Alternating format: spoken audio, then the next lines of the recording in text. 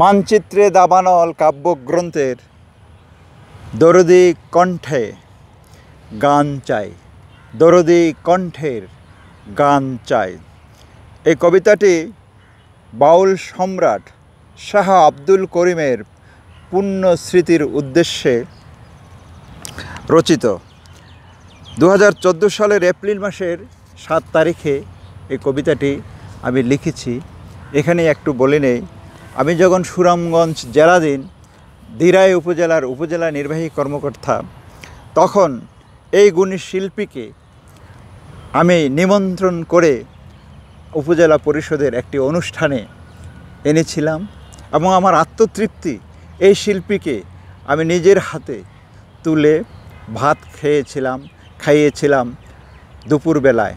তখন তিনি খুবই অসুস্থ, তবু আমার অনুরোধে তিনি অনুষ্ঠানে উপস্থিত ছিলেন এবং তার শিষ্যবর্গের প্রায় 35-40 জন শিল্পী উপস্থিত থেকে সঙ্গীত পরিবেশন করেছেন, বাউল সঙ্গীত পরিবেশন করেছেন।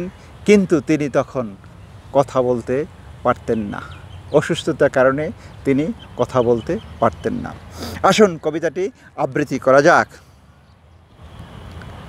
আমি শুনতে চাই দরদী কণ্ঠের গান, যে শিল্পী গানে মজে গিয়ে শুধুই গান গায়, শব্দের বন্যায় ভেসে যায় না সুরের রূপালী ইলিশ, বেতাল ঢেউয়ে তলিয়ে যায় না বাণীর শাপলা।